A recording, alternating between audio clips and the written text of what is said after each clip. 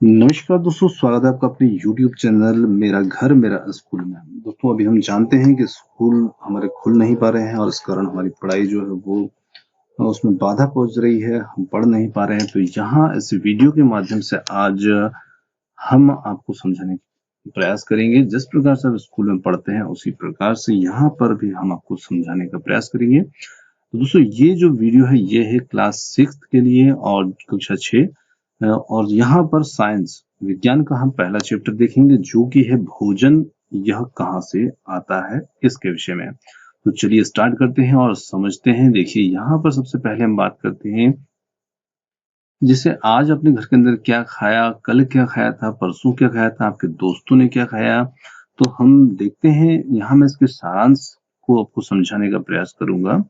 देखिए, हम प्रतिदिन जो भोजन लेते हैं वो अलग-अलग प्रकार का लेते हैं।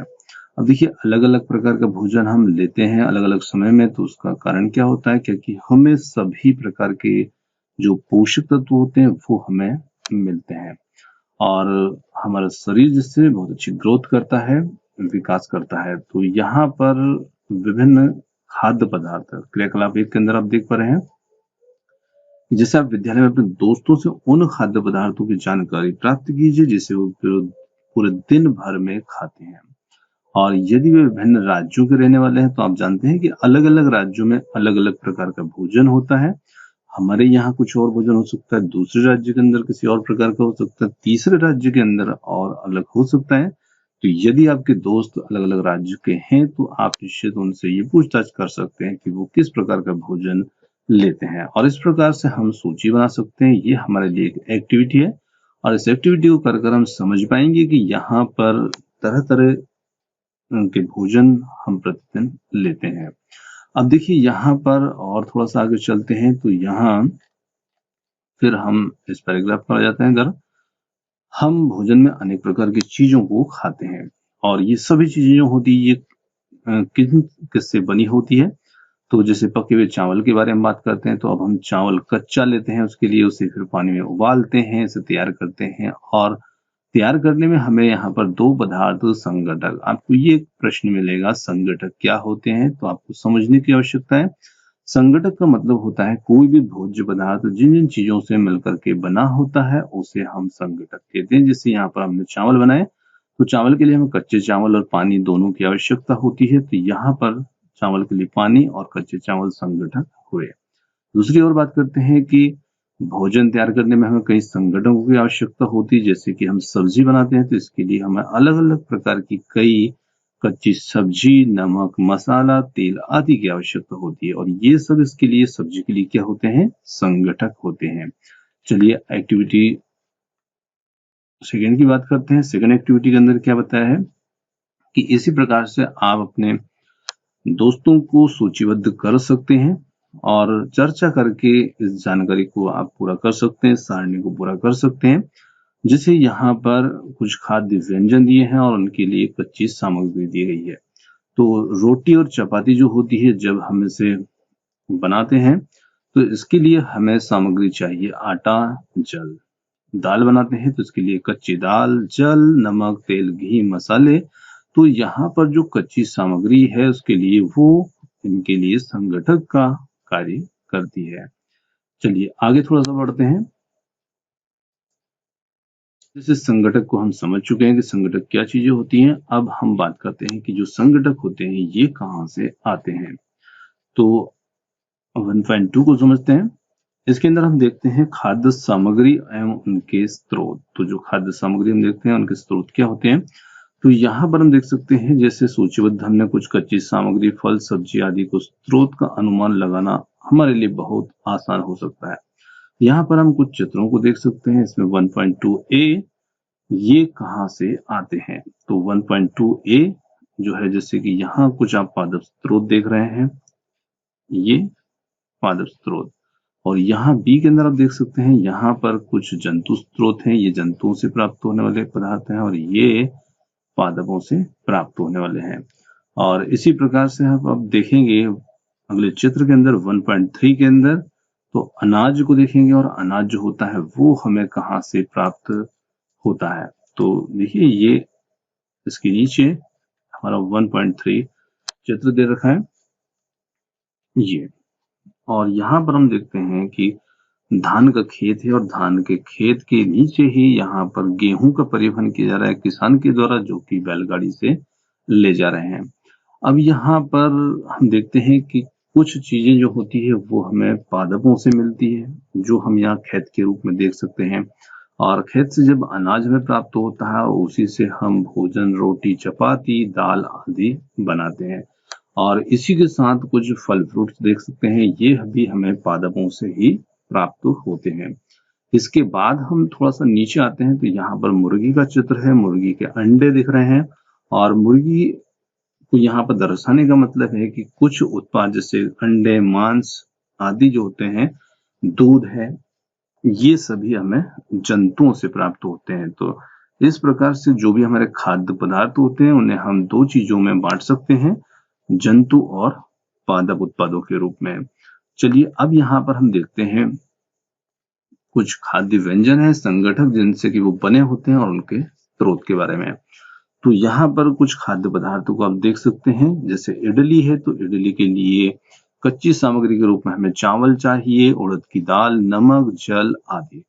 अब इसका स्रोत जो होगा इनके संगठकों का और इडली के, तो ये स्रोत जो है हमें पादप से मिलते हैं। जैसे कि चावल है तो ये हमें पादपों से मिलते हैं। अगले स्रोत की बात करते हैं, जैसे अगला जो हमारा खाद्य पदार्थ है वो चिकन करी। इसके लिए हमें चिकन चाहिए, मसाला, तेल, घी, जल। अब देखिए जो चिकन होता है वो किससे प्राप्त होता है, तो वो जंतु से प्राप्त होता है। मसाले पेड़ पौधे से प्राप्त होते हैं और इसी के साथ साथ हम बात कर सकते हैं तेल और घी की, तो ये भी हमें पौधे से प्राप्त होते हैं। अब तेल और घी भी हमें पौधे से प्राप्त होते हैं। आगे हम देख सकते हैं जैसे तेल, घी, दूध आदि जो होते हैं, इनका उपयोग जो होता है वो संसार के प्रत्येक क्षेत्र में किया जा सकता है। और क्या आप अन्य जंतुओं के नाम बता सकते हैं जो हमें दूध देते हैं? तो गाय, भैंस, बकरी आदि जंतु जो होते हैं इनसे हमें दूध मिलता है। चलिए देखते हैं 1.3 को। तो 1.3 के अंदर हमने देखा कि भोजन के रूप में पौधे के भाग और जंतु उत्पाद। तो यहाँ पर हमने देखा कि जो पौधे होते हैं वो हमारे भोजन का एक मुख्य स्रोत होते हैं। और पौधे के हम कौन कौन से भागों का उपयोग खाने के रूप में करते हैं, खाद्य के रूप में करते हैं। तो इसके लिए हम कुछ हरी पत्ती वाली सब्जियों को देखते हैं, कुछ पेड़ पौधों को देखते हैं, उनके फलों को भोजन के रूप में लेते हैं। कभी हम जड़, कभी तना, कभी फूल, इस रूप में हम करते हैं। तो यहाँ पर आप चित्र को देख सकते हैं और इसके माध्यम से आप ये समझ सकते हैं कि हम पौधे के जो भाग होते हैं, चाहे वो जड़ हो, तना हो, पत्ती हो, फल हो या फूल हो, इन सभी का उपयोग हम भोजन के रूप में करते ही हैं। तो कहीं ना कहीं अलग अलग पौधे होते हैं और किसी पौधे की हम जड़ का उपयोग करते हैं, किसी के तने का, किसी के फलों का, किसी की पत्तियों का और किसी के फूलों का। तो यहाँ पर आपको एक पौधा दिख रहा है, इस पौधे के बारे में थोड़ी सी चर्चा कर लेते हैं। देखिए पौधा जो हमें दिख रहा है, तो यहाँ जमीन है, मिट्टी है और मिट्टी के नीचे इसकी जो जड़ें हैं, इसकी जो मुख्य जड़ होती है इसे हम मेन जड़ कहते हैं। और जो ये जो जड़ें होती है ये इसकी प्राथमिक मूल कहलाती है, जिन्हें हम प्राथमिक जड़ कहते हैं, रूट कहते हैं, प्राइमरी रूट। तो ये मूल जड़ें हैं और इसी जड़ों से जो छोटी छोटी पतली पतली सी जड़ें निकलती हमें दिखाई दे रही है, इन जड़ों को हम द्वितीयक मूल कहते हैं। और ये हमारा मूल तंत्र है, रूट सिस्टम है। और इसी रूट सिस्टम जो कि जमीन के नीचे रहता है। दूसरे हम सिस्टम की बात करते हैं, तो जो हमारा दूसरा सिस्टम है वो है प्ररोह तंत्र, जो कि जमीन से ऊपर होता है। और जमीन से ऊपर होता है उसमें तने, पत्ती, फूल वगैरह सभी मिलकर ही प्ररोह तंत्र का निर्माण करते हैं। तो आप यहाँ से यहाँ तक देख सकते हैं। तो इसके अंदर हम देख सकते हैं जैसे कलिकाएं हैं, पत्तियां हैं, कुछ नोड हैं और फल भी हैं, फूल भी हैं, सभी भाग। तो ये प्ररोह तंत्र होता है जिसे हम तना तंत्र भी कह सकते हैं। चलिए अब बात करते हैं आगे इसमें। तो ये जो पौधा है ये हम देख सकते हैं कि ये सरसों का पौधा है। और देखिए सरसों का जो पौधा होता है इसके खाने योग्य भाग कौन कौन से होते हैं, तो हम इसकी पत्तियों जो होती है, पत्तियों की सब्जी बनाते हैं, और इसके जो फल होते हैं जिन्हें हम सरसों कहते हैं, इनसे हम तेल को प्राप्त करते हैं। तो हम तेल का भी जो है उपयोग खाने के रूप में करते हैं और पत्तियों की सब्जी का उपयोग खाने में करते हैं। तो इस पौधे, सरसों के पौधे के हम कितने भागों को खाते हैं, तो इसे हम 2 भागों के रूप में खाने के लिए प्रयोग करते हैं। चलिए अब आप बात करते हैं आगे कि आप ऐसे कौन-कौन से पौधों के बारे में बता सकते हैं जिनसे आप 2 से ज्यादा भागों का उपयोग खाने में करते हैं या 2 भागों का करते हैं। तो आप जानते हैं तो आप अपना उत्तर कमेंट्स में बता सकते हैं। चलिए आगे बात करते हैं भोजन के रूप में किसी अन्य पौधे के बारे में सोच सकते हैं, बता सकते हैं जिसके 2 या 2 से ज्यादा भाग खाए जाते हैं। आगे फिर हमारी एक्टिविटी है 4th, और यहाँ पर एक्टिविटी के रूप में हम देख सकते हैं कि सूचीबद्ध खाद्य पदार्थों में से उन संघटकों को छांटिए जिनके मुख्य स्रोत पौधे हैं। तो यहाँ पर आपको समझना है और छांटना है। जैसे बैंगन का भरता है, तो बैंगन का भरते में बैंगन है मिर्च मसाले के रूप में, ये इसके संघटक हो गए। और पौधे का जो भाग है जो हमें संघटक दे रहा है, तो यहाँ पर बैंगन जैसे, तो बैंगन हमें पौधे के किस भाग के रूप में प्राप्त हो रहा है, फल के रूप में। तो बैंगन यहाँ पौधे का फल है, तो हमने फल लिख दिया। फिर इसी के नीचे हम बात करते हैं, जैसे यहाँ पर तेल है मूंगफली, सरसों का, सोयाबीन का, या किसी भी अन्य पौधे से जो तेल प्राप्त हो रहा है। तो पौधे की जिन भागों से हम तेल को प्राप्त करते हैं, तो वो पौधे के बीज हुआ करते हैं। तो यहाँ पर देखिए बीज का उपयोग कर रहे हैं हम, और यहाँ पर फल का उपयोग कर रहे हैं। तो किसी पौधे का तने का उपयोग करेंगे तो किसी की पत्तियों का। तो इस प्रकार से हमें ये देखना है। चलिए आगे बढ़ते हैं।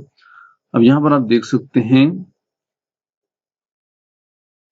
क्रियाकलाप 5, एक्टिविटी 5th, और यहाँ पर हम देख सकते हैं कि हमें कुछ मूंग और चने के सूखे बीज लीजिए और इनको अब कुछ बीजों को जल से भरे एक पात्र में डाल दीजिए और डालने के लिए छोड़ दीजिए। 1 दिन पूरा छोड़ दीजिए, और अगले दिन आप जब जल को पूरी तरह निकाल देंगे तो बीजों को ग्लास में रहने दें और उन्हें गीले कपड़े से लपेट करके एक और रख दीजिएगा। तो आप बीजों में क्या परिवर्तन देखते हैं, तो आप देखेंगे कि बीजों के अंदर इस प्रकार से छोटी छोटी सी रचनाएं जो है वो अंकुरित हो जाएंगी, और ये इस प्रकार से जब बीज हमारे परिवर्तित हो जाते हैं तो इन्हें हम कहेंगे अंकुरित बीज।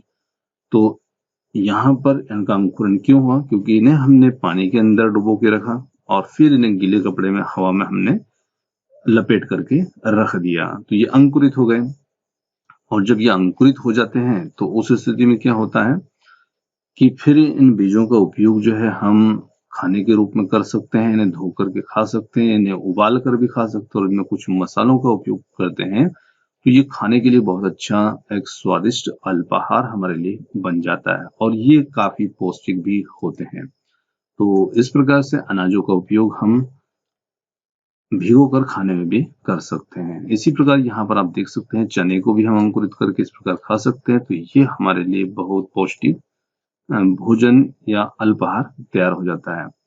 आगे बात करते हैं यहाँ पर शहद की। तो अगला हमारा टॉपिक है वो शहद के बारे में। क्या आप जानते हैं कि शहद जो होता है कहाँ से आता है, कैसे उत्पादित होता है? तो क्या आपने मधुमक्खी का छत्ता देखा है जहां पर बहुत सी मधुमक्खियां भिन भिनाया करती है, और मधुमक्खियां फूलों से मकरंद, आपको प्रश्न मिलेगा मकरंद क्या चीज होता है? तो मकरंद क्या होता है, तो मकरंद को यहाँ पर हम देख सकते हैं। मकरंद जो होता है वो मीठा रस होता है, किसका? फूलों का। और इसी फूलों के मीठे रस को हम नेक्टर भी कहते हैं, नेक्टर भी कहा जाता है। और मधुमक्खियां जो होती है इसे फूलों से एकत्रित करती है और फिर अपने छत्ते में भंडारित कर लेती है, जिससे कि फूल और उनका मकरंद जो होता है वो वर्ष के कुछ ही समय में उपलब्ध होते हैं। अतः मधुमक्खियों का मकरंद इस मकरंद का भंडारण कर लेती है ताकि पूरे वर्ष इसका उपयोग किया जा सके, और हम ऐसे छत्तों में मधुमक्खियों के द्वारा भंडारित भोजन का शहद के रूप में उपयोग करते हैं। तो आपने देखा मधुमक्खियां जो होती है वो कितने प्रयास करके थोड़ा-थोड़ा करके शहद को इकट्ठा करती है और फिर उस शहद का उपयोग हम भोजन के रूप में, खाने के रूप में करते हैं। चलिए आगे बात करते हैं हम जंतु क्या खाते हैं। तो हमने देखा कि पौधे से हमें बहुत सारी चीज़ों खाने की मिलती है और इसी के साथ-साथ जैसे हमारे घर में कई प्रकार के पालतू पशु होते हैं जिनकी आप देखभाल भी करते हैं, कुत्ता, बिल्ली, भैंस, बकरी कुछ भी हो सकता है। और ये पालतू जानवर क्या खाते हैं तो आप सब जानते हैं कि ये क्या खाते हैं, पर हमें थोड़ा-सा गौर करना चाहिए जैसे कि यहाँ पर गिलहरी के बारे में बताया है, कबूतर के बारे में छिपकली या छोटी-छोटी कीटों को ये खाना खाते हुए आपने देखा है। चलिए बात करते हैं जैसे गिलहरी यहाँ पर अखरोट को खाती है, अखरोट के साथ-साथ गिलहरी और क्या-क्या खाती है तो आपने गौर किया होगा ये फलों को खाती है, अनाजों को खाती है, आदि चीज़ों को ये खाती है। अब यहाँ पर आपको क्रियाकलाप 6 है जिसके अंदर बहुत सारे कुछ जंतुओं के नाम लिखे हैं और इनके द्वारा जो खाए जाने वाले भोजन है वो भी लिखे हैं। कुछ के रिक्त स्थान है इनकी पूर्ति आपको करना है जैसे कि जीव का नाम है भैंस है तो भैंस घास, खली, भूसा, अनाज, पत्ती आदि को खाती है। इसी के साथ-साथ बिल्ली है, बिल्ली छोटे जंतु, पक्षी दूध आदि को खाती है। चूहा क्या खाता है ये पूर्ति आपको करना है। चूहा अनाज खाता है। और शेर क्या खाता है तो शेर मांस खाता है। बाघ क्या खाता है मांस खाता है। मकड़ी क्या खाती है कीड़ों को खाती है। छिपकली कीटों को खाती है। इसी प्रकार से गाय है तो गाय और भैंस सेम, जो भैंस के लिए है वो गाय के लिए भी हो सकता है, दोनों एक ही जैसे जीव है। मनुष्य है तो मनुष्य सभी खा सकता है, वो पादप को भी खा सकता है, जंतु को मांस के रूप में भी खा सकता है। इसके बाद तितली है, तितली क्या खाती है तो तितली को आपने देखा फूलों पर बैठती है, फूलों का रस आदि को खाती है। इसी के साथ में अन्य कुछ जीव हैं उनके बारे में भी आप यहाँ पर लिख सकते हैं। चलिए आगे बात करते हैं कुछ जीवों को। जैसे हमने देखा कुछ मांस खाते थे, कुछ पादपों को खाते थे और कुछ दोनों को खाते थे। तो इसी आधार पर हम जीवों को 3 भागों में बांट देते हैं, शाकाहारी जंतु, मांसाहारी जंतु और सर्वाहारी। तो देखिए शाकाहारी के अंदर जैसे गाय को रखा क्योंकि गाय घास, भूसा, अनाज, पत्ती आदि खाती है। शेर है, शेर मांस खाता है इसलिए हमने इसे मांसाहारी बनाया। और कौवा जो है वो सर्वाहारी है क्योंकि ये दोनों प्रकार की चीजों को खा लेता है। अब जैसे रोटी भी खा लेता है, मांस भी खा लेता है। तो इस प्रकार से हमें और भी जंतुओं को यहाँ पर लिखना है और उनके बारे में ये सारणी तैयार करना है। चलिए आगे बात करते हैं। जैसे मनुष्य है, यहाँ पर एक छोटा सा प्रश्न में मिल रहा है। पहेली जानना चाहती है, पहेली ये लड़की है और ये जानना चाहती है कि भाई मनुष्य को हम किस श्रेणी में रखेंगे। तो मनुष्य को हमने देखा कि मनुष्य जो होता है वो सभी प्रकार की चीजों को खा लेता है, मांस को भी, पादप को भी। तो निश्चित हम यहाँ पर मनुष्य को रखेंगे सर्वाहारी में।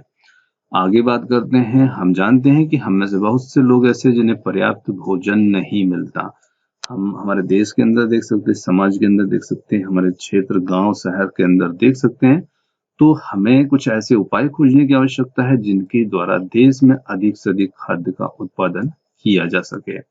और यही पर्याप्त नहीं होगा बल्कि हमें कुछ ऐसे उपाय भी खोजने चाहिए जिनसे कि यह सुनिश्चित हो जाए कि यह भोजन हम में से प्रत्येक को आसानी से उपलब्ध हो पाए। अब इसके लिए हम क्या सुझाव दे सकते हैं ये हमें देना है। देखिए इसके लिए हम कुछ तरीकों को अपना सकते हैं कि जैसे हमें किसी प्रकार से भोजन जो होता है उसको वेस्ट नहीं करना चाहिए, किसी प्रकार से फेंकना नहीं चाहिए। जितना हमें आवश्यक लगे उतना ही हमें खाना चाहिए ताकि उस अनाज से हो सकता है किसी दूसरे का पेट भी भर जाए। और जहाँ कोई हमें दिखे उसकी मदद हमें खाने के रूप में जरूर करना चाहिए। यही हमारी मानवता हमारे अंदर होना चाहिए। अब देखिए चैप्टर के अंदर जो कुछ शब्द आए हैं इन शब्दों को देखते हैं। तो यहाँ पर संगठक, तो संगठक के बारे में हम चर्चा कर चुके हैं। कोई भी खाद्य पदार्थ जिन जिन चीजों से मिलकर बना होता है या बनता है, उसे पकाने में जिन चीजों की आवश्यकता होती है उसे हम संगठक कहते हैं। खाद्य का मतलब क्या होता है तो खाद्य का मतलब होता है जिसे खाया जा सके, जो खाने योग्य हो उसे हम कहते हैं खाद्य। मकरंद क्या होता है तो फूलों का जो मीठा रस होता है उसे हम कहते हैं मकरंद या नेक्टर। अंकुरित बीज हमने देखे जो साबुत बीज होते हैं, उन बीजों को पानी में गला करके हम रख देते हैं तो दूसरे दिन कपड़े में लपेट करके रखने पर हवा में वो फिर उनमें छोटे छोटे अंकुरण निकल आते हैं। शाकाहारी जो सिर्फ पादपों को भोजन के रूप में लेते हैं उन्हें शाकाहारी कहेंगे, जो सिर्फ मांस को लेंगे उन्हें मांसाहारी, और जो इन दोनों को लेते हैं वो हो जाएगा सर्वाहारी। चलिए आगे बात करते हैं। पाठ का जो सारांश है ये हम देख सकते हैं यहाँ पर। भारत में विभिन्न प्रदेशों में खाए जाने वाले भोजन में बहुत अधिक विविधता है। जी हाँ, हमारे देश के अंदर हम अलग-अलग राज्यों में देखते हैं अलग-अलग प्रकार का भोजन जो है वो उसमें विविधता हमें देखने को मिलती है। साथ ही हमारे भोजन के मुख्य स्रोत जो होते हैं वो पौधे और जंतु दोनों ही होते हैं। इन दोनों से हमें भोजन मिलता है। जो जंतु केवल पादप खाते हैं उन्हें हम शाकाहारी कहेंगे, जो केवल मांस को खाएंगे या जंतु को खाएंगे उन्हें हम मांसाहारी, और जो दोनों को खाएंगे उन्हें हम कहेंगे सर्वाहारी। इसी के साथ साथ यहाँ पर क्या सभी जीवों को एक ही प्रकार के किस्म के भोजन की आवश्यकता होती है? तो हमने देखा कि नहीं, अलग अलग प्रकार के भोजन की आवश्यकता होती है। इसी के साथ यहाँ कुछ कॉलम दिए हैं। इन कॉलम का मिलान आप अपने ज्ञान के आधार पर कर सकते हैं, और आपको कोई समस्या होती है तो आप हमें बता सकते हैं, कमेंट्स कर सकते हैं। चलिए यहाँ और रक्त स्थान की पूर्ति हम देखते हैं कि बाघ एक, तो बाघ एक किस प्रकार का जीव है? तो ये मांसाहारी है, तो बाघ मांसाहारी हो जाएगा। हिरण केवल पादप खाता है, तो इसके लिए इसे हम कहेंगे शाकाहारी, तो हिरण जो होगा वो शाकाहारी होगा। तोता केवल पादप उत्पाद खाता है, तो तोता जो होता है वो सिर्फ पादपों को खाता है। इसी के साथ जो दूध हम पीते हैं, तो यहाँ पर जो दूध हम पीते हैं वो गाय, भैंस, बकरी आदि से प्राप्त होता है, और हमें चीनी जो होती है वो कहाँ से मिलती है? तो वो हमें मिलती है गन्ने से। तो ये पाठ के अंतर्गत आए हुए कुछ रिक्त स्थान थे। तो यहाँ पर हमारा चैप्टर फर्स्ट जो है वो समाप्त होता है, और इस चैप्टर में आपको किसी प्रकार की कुछ समस्या हो तो आप हमें कमेंट्स करके बता सकते हैं। किसी प्रकार की कोई कठिनाई आपको लगी है तो आप हमें कमेंट्स कर सकते हैं। और आपने हमें इधर सुना उसके लिए बहुत बहुत धन्यवाद। थैंक यू सो मच, और मिलते हैं जल्दी ही एक और नए किसी अगले चैप्टर के साथ।